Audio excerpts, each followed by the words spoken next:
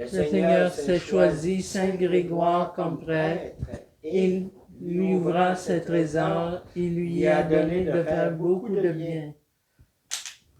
Au nom du Père et du Fils et du Saint-Esprit, Amen. Que Dieu notre Père et Jésus-Christ notre Seigneur vous donnent la grâce et la paix. Béni soit Dieu maintenant et toujours.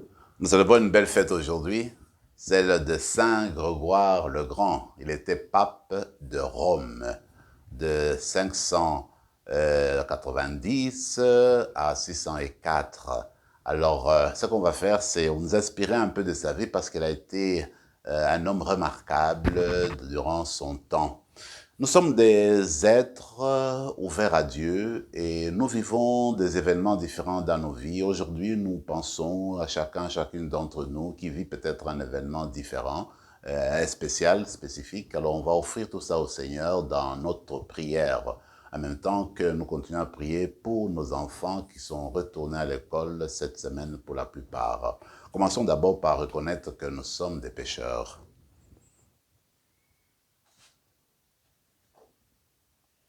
Seigneur, accorde-nous ton pardon. Nous avons péché contre toi. Montre-nous ta miséricorde. Et nous serons sauvés. Que Dieu Tout-Puissant nous fasse miséricorde, qu'il nous pardonne nos péchés, nous conduise à la vie éternelle. Amen. Seigneur, prends pitié. Seigneur, prends pitié. Ô Christ, prends pitié. Ô Christ, prends pitié. Seigneur, prends pitié. Seigneur, prends pitié.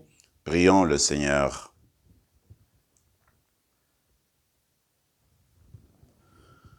Dieu qui prend soin de ton peuple et le gouverne avec amour, écoute la prière du pape Saint Grégoire.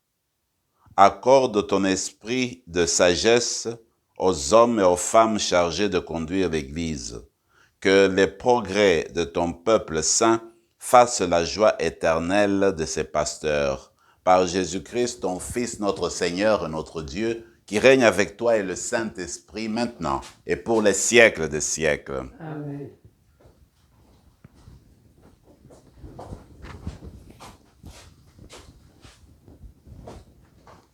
Lecture de la lettre de Saint Paul apôtre aux Colossiens. Le Christ est l'image du Dieu invisible, le premier-né avant toute créature. En lui, tout fut créé, dans le ciel et sur la terre. Les êtres visibles et invisibles, puissance, principauté, souveraineté, domination, tout est créé par lui et pour lui. Il est avant toute chose et tout subsiste en lui. Il est aussi la tête du corps, la tête de l'Église. C'est lui le commencement, le premier-né d'entre les morts, afin qu'il ait en tout la primauté. Car Dieu a jugé bon qu'habite en lui toute plénitude et que tout, par le Christ, lui soit enfin réconcilié, faisant la paix par le sang de sa croix. La paix pour tous les êtres sur la terre et dans le ciel. Parole du Seigneur. Rendons grâce à Dieu. Allez vers le Seigneur parmi les chants d'allégresse. Allez vers le Seigneur parmi les chants d'allégresse. Acclamez le Seigneur, terre entière. Servez le Seigneur dans l'allégresse. Venez à lui avec des chants de joie. Allez vers Le Seigneur parmi les chants de joie. Reconnaissez que le Seigneur est Dieu. Il nous a fait et nous sommes à lui. Nous, son peuple, son troupeau. Allez vers le Seigneur parmi les chants d'allégresse. Venez dans sa maison lui rendre grâce. Dans sa demeure, chantez ses louanges. Rendez-lui grâce et bénissez son nom. Allez vers le Seigneur parmi les chants d'allégresse. Oui, le Seigneur est bon, éternel est son amour. Sa fidélité demeure d'âge en âge. Allez vers le Seigneur parmi les chants d'allégresse.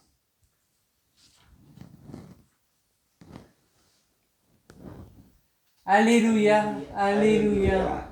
Moi, je suis la lumière du monde, dit le Seigneur. Celui qui me suit aura la lumière de la vie. Alléluia.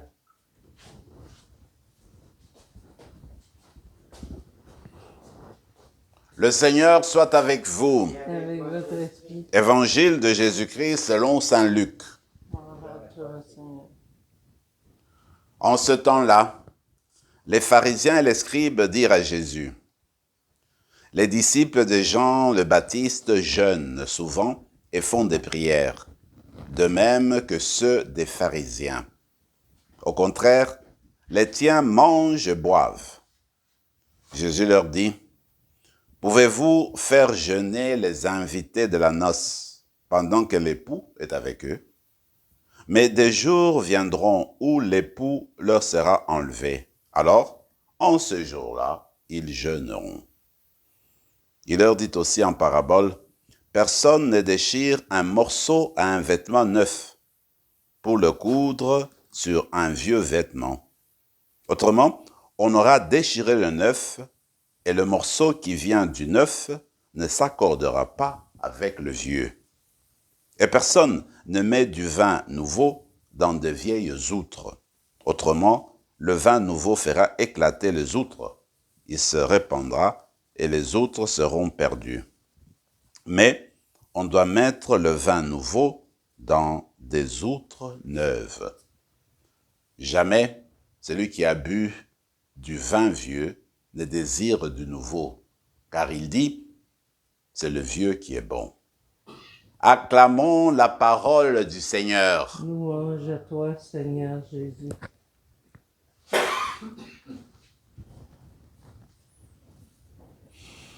Alors nous poursuivons l'épître aux Colossiens. Nous sommes encore au début et Paul nous présente aujourd'hui cette belle hymne du Christ. En fait, cette hymne nous permet d'approfondir notre connaissance du Seigneur. C'est vrai qu'une personne humaine demeure un mystère. Nous ne pouvons pas dire que nous nous connaissons à 100%.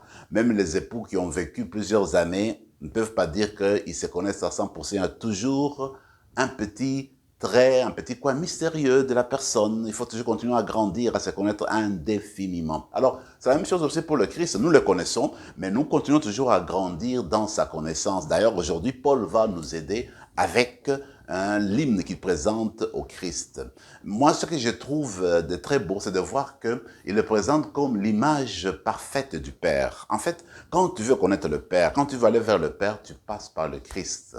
Les traits que possède le Christ sont les traits qui renvoient au Père, sont les traits qui reflètent l'image du Père. Et même le Christ est le prototype de la création. Dans la manière de concevoir, regardez, l'artiste. L'artiste, quand il veut peindre, par exemple, il va sur une colline, s'il veut peindre un village qui est dans la vallée, il va sur la colline, il regarde le village et commence à faire son tableau. Le village, c'est le prototype. Et son tableau va représenter ce village-là. Alors pour nous, en fait, le Christ, c'est le prototype. C'est comme si Dieu le Père avait son Fils devant lui. Et en ayant son Fils devant lui, alors il crée le monde. Alors il crée l'humanité. Alors il crée les anges. Alors il crée tout autour de lui. En fait, le Christ, c'est le premier de tous les vivants. C'est pourquoi il a la première place en tout. Il est l'image parfaite du Père. Le Père a créé par lui, pour lui et en lui. Voyez-vous. Alors, c'est dans ce sens-là, en fait, que nous allons vers le Christ aujourd'hui pour nous rappeler qu'en fait, c'est lui notre modèle.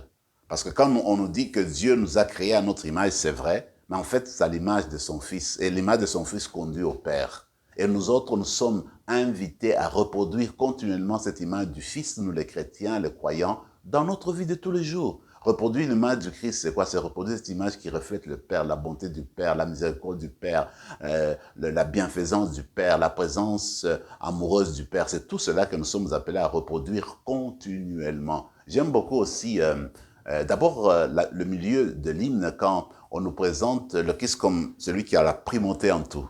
Alors Paul de dire, même en ce qui concerne la mort, la résurrection, qui est le premier à être ressuscité parmi les humains? Le Christ. Donc il a la première place même parmi les personnes qui sont revenues à la vie. C'est lui le premier qui a été ressuscité parmi les humains, parce qu'il est Dieu et humain comme on le sait. Et puis ensuite il continue, et puis c'est lui la tête de l'Église. Il est le premier dans notre Église. Nous nous referons au Christ. Il n'y a pas d'église sans le Christ. C'est le Christ qui donne le ton, qui nourrit l'église, qui fait l'église. Alors, il est le premier en cela. Donc, nous le regardons comme celui qui a la première place en tout. Et ce qui est beau, c'est la finale dont je voulais parler, c'est dire, Paul dit que le Christ récapitule tout, il réconcilie tout. C'est comme si Dieu l'avait créé, l'avait envoyé sur la terre pour réconcilier tout en lui, pour qu'il y ait la paix entre nous, entre la terre, l'humanité et Dieu, pour que tout puisse se réconcilier dans le Christ. C'est le Christ qui fait le pont entre le Père et nous autres. Alors voilà une belle image en fait du Christ, une belle manière de présenter son identité. Nous allons demander cette grâce aujourd'hui de continuer à grandir dans la connaissance du Christ qui est en fait au centre de nos vies. Alors on sait que dans l'évangile, le Christ présentera encore d'autres images, c'est le bon pasteur, c'est la porte, et puis c'est l'époux, etc.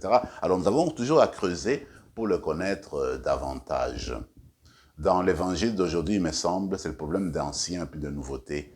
En fait, je me dis, notre Seigneur avait pas mal de bonnes connaissances sur des choses qui s'est passées dans le monde, dans la vie de tous les jours. C'est vrai que de sa jeunesse, de Joseph, son père putatif, il a appris le travail du bois, le métier de charpentier, de menuisier, c'est sûr. Mais quand on regarde ces paraboles, il avait une belle connaissance de l'agriculture, de ce qui s'est passé, n'est-ce pas, chez les fermiers. C'est quand même frappant.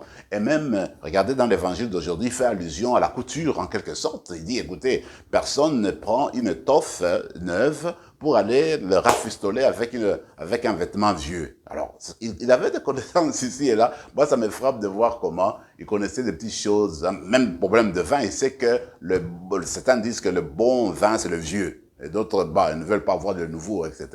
Donc, pour dire que le Seigneur s'est servi en fait de beaucoup d'exemples de la vie de tous les jours que les gens connaissaient pour livrer son message, pour faire passer son message. Alors aujourd'hui, qu'est-ce qu'on retient? Aujourd'hui, on retient tout simplement que le Seigneur est venu nous apporter la vérité, la nouveauté.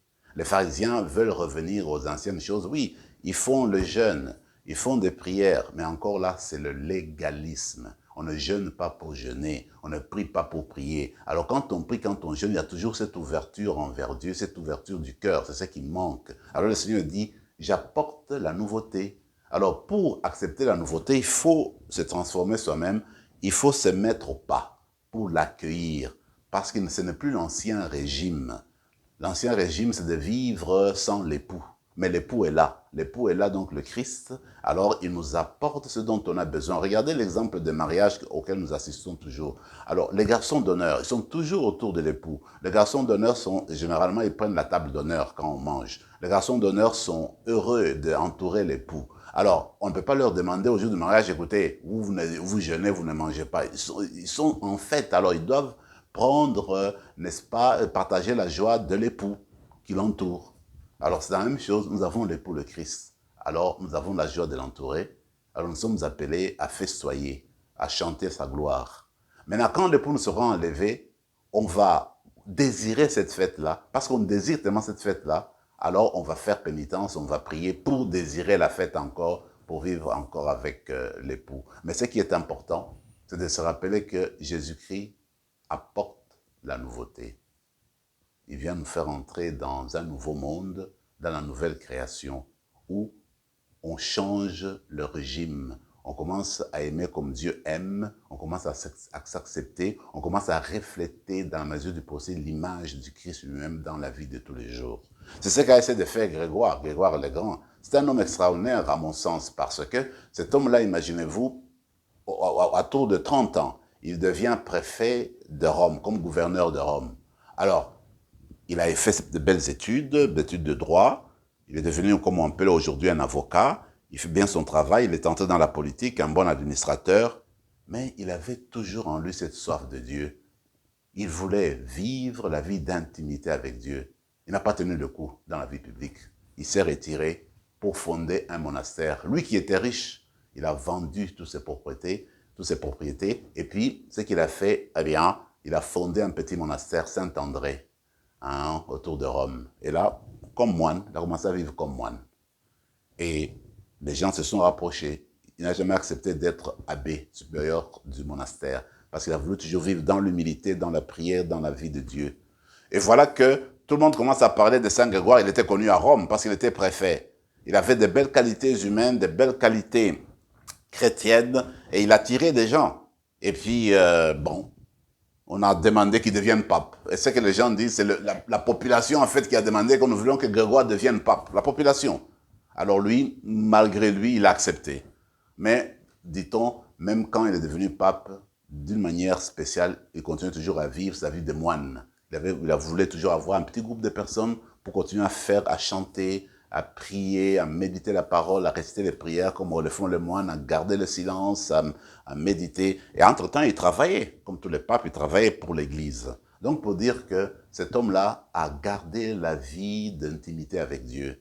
Il a relancé l'Église, il a donné un coup d'accélération sur la vie missionnaire de l'Église, celui qui a envoyé Boniface pour l'évangélisation de l'Angleterre, celui qui a accueilli les barbares. À ce moment-là, c'est le temps des barbares à Rome, et puis il a essayé de les faire intégrer dans l'Église, de voir qu'est-ce qu'ils vont apporter pour qu'il y ait la paix, la réconciliation. Donc il a travaillé à tout ça. D'ailleurs, même dans la liturgie, on parle aujourd'hui des chants grégoriens, mais ça vient de lui, c'est lui qui a renouvelé un peu le chant aussi de la liturgie à ce moment-là. Donc c'est un modèle pour nous. Moi, je retiens de lui que quoi que tu fasses, quelle position que tu occupes dans ta vie, dans l'église, n'importe où, il faut cette vie d'intimité avec Dieu. C'est ce qui nous fait sortir, c'est ce qui nous fait refléter l'image du Christ qui est l'image du Père. Alors c'est la grâce qu'on va demander dans la messe d'aujourd'hui, que le Seigneur puisse nous accompagner au jour le jour pour que nous restions toujours ces témoins éloquents. Amen.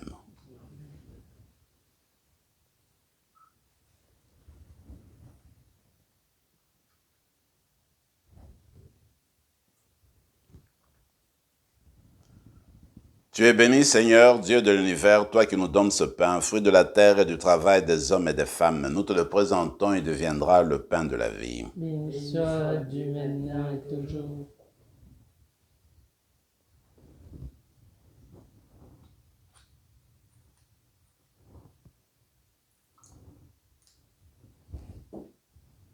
Comme cet os met le vin pour le sacrement de l'Alliance, puissions-nous être unis à la divinité de celui qui a pris notre humanité. Tu es béni, Seigneur, Dieu de l'univers, toi qui nous donnes ce vin, fruit de la vigne et du travail des hommes et des femmes. Nous te le présentons, il deviendra le vin du royaume éternel. Béni soit Dieu maintenant et toujours. Un peu de pauvre, nous te supplions, Seigneur, accueille-nous que notre sacrifice en ce jour trouve grâce devant toi. Lave-nous de nos fautes, Seigneur. Purifie-nous de nos péchés. Prions ensemble, mes frères et mes sœurs, au moment d'offrir le sacrifice de toute l'Église. Pour la gloire de Dieu et le salut du monde. Exauce notre prière, Seigneur. Permets qu'au jour où nous fêtons Saint Grégoire, ce sacrifice nous apporte le salut, puisque dans cette immolation, tu as voulu que soient remis les péchés du monde entier, par Jésus le Christ notre Seigneur. Le Seigneur soit avec vous. Et avec votre esprit. Élevons notre cœur. Nous tournons vers le Seigneur. Rendons grâce au Seigneur notre Dieu. Cela est juste et bon. Vraiment, il est juste et bon de te rendre gloire, de t'offrir notre action de grâce toujours et en tout lieu. À toi, Père très saint, Dieu éternel et tout-puissant par le Christ notre Seigneur. En célébrant aujourd'hui la fête de Saint Grégoire le Grand, nous admirons ta sollicitude pour ton Église. Par l'exemple qu'il a donné, tu nous encourages. Par son enseignement, tu nous éclaires. À sa prière, tu veilles sur nous. C'est pourquoi, avec tous les anges et tous les saints, nous proclamons ta gloire en disant: Saint, Saint, Saint, le Seigneur Dieu de l'univers, le ciel et la terre sont remplis de ta gloire. Hosanna au plus haut des cieux. Béni soit celui qui vient au nom du Seigneur.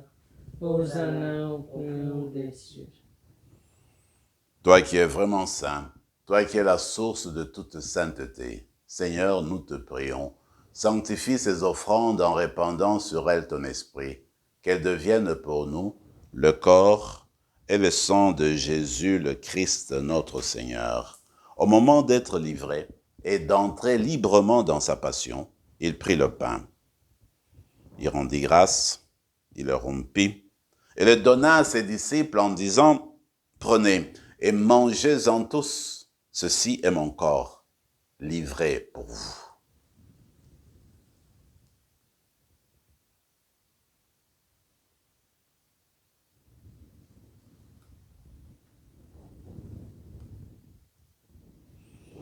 De même, à la fin du repas, il prit la coupe.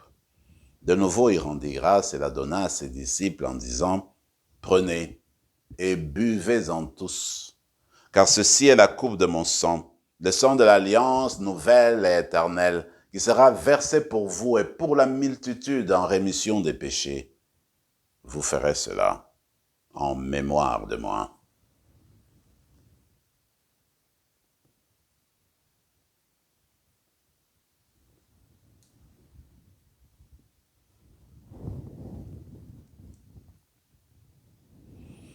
Proclamons le mystère de la foi. Gloire à toi qui es mort, gloire à toi qui es vivant, le Sauveur et notre Dieu. Viens, Seigneur Jésus. Faisant ici mémoire de la mort et de la résurrection de ton Fils, nous t'offrons, Seigneur, le pain de la vie et la coupe du salut. Et nous te rendons grâce car tu nous as choisis pour servir en ta présence. Humblement, nous te demandons qu'en ayant part au corps et au sang de Christ, nous soyons rassemblés par l'Esprit Saint en un seul corps. Souviens-toi, Seigneur, de ton Église répandue à travers le monde.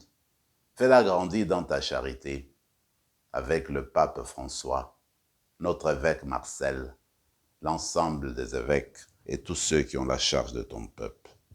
Souviens-toi aussi de nos frères et sœurs qui se sont endormis dans l'espérance de la résurrection et de tous les hommes, de toutes les femmes qui ont quitté cette vie.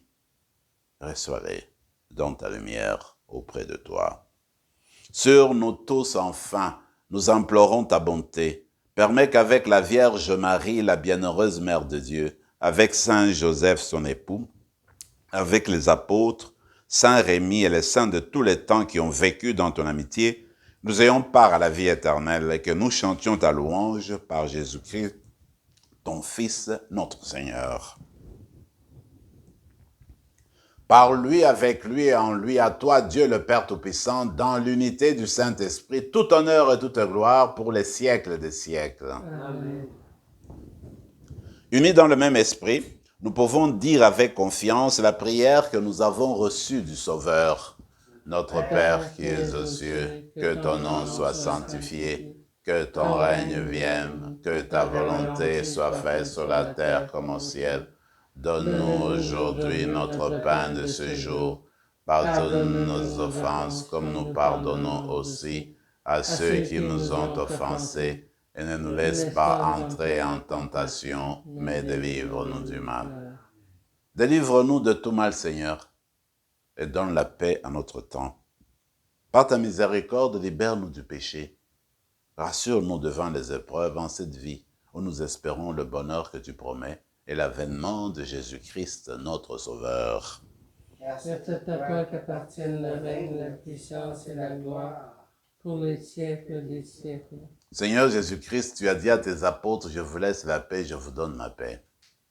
Ne regarde pas nos péchés, mais la foi de ton Église, pour que ta volonté s'accomplisse dans lui toujours cette paix, et conduis-la vers l'unité parfaite, toi qui règnes pour les siècles des siècles. Amen. Que la paix du Seigneur soit toujours avec vous. Et avec votre esprit. Agneau de Dieu, Qui enlève le péché du que le monde. corps de son Jésus-Christ, Pitié de nous. revenu en cette Agneau de Dieu qui nous enlève le sonne la péché vie du monde. éternelle. Pitié de nous. Agneau de Dieu qui enlève le péché du monde. Donne-nous la paix. Seigneur Jésus-Christ, que cette communion à ton corps et à ton sang n'entraîne pour nous ni jugement ni condamnation, mais qu'elle soutienne notre esprit et notre corps et nous donne la guérison. Heureux les invités au repas du Seigneur, voici l'agneau de Dieu qui enlève le péché du monde. Seigneur, je ne suis pas digne de te recevoir, mais dis seulement une parole et je serai guéri. Que le corps et le sang du Christ nous gardent pour la vie éternelle. Amen.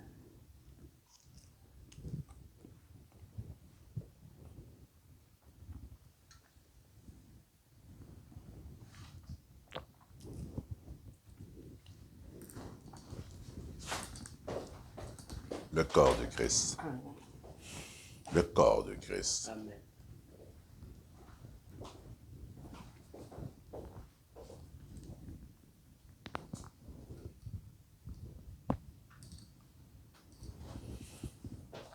Voilà que nous venons de recevoir notre Seigneur. physiquement, spirituellement, et en communion ensemble avec les personnes, vous toutes qui nous suivez sur YouTube. Nous voulons nous offrir au Seigneur pour lui demander quand il demeure en nous, qu'il nous apprenne aussi à demeurer en lui. Prions en silence.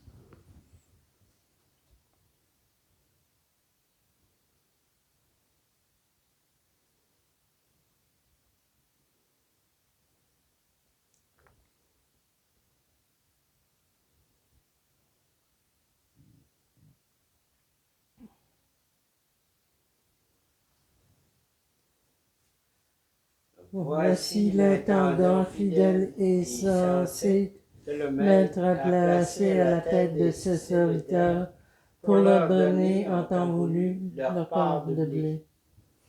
Prions encore le Seigneur.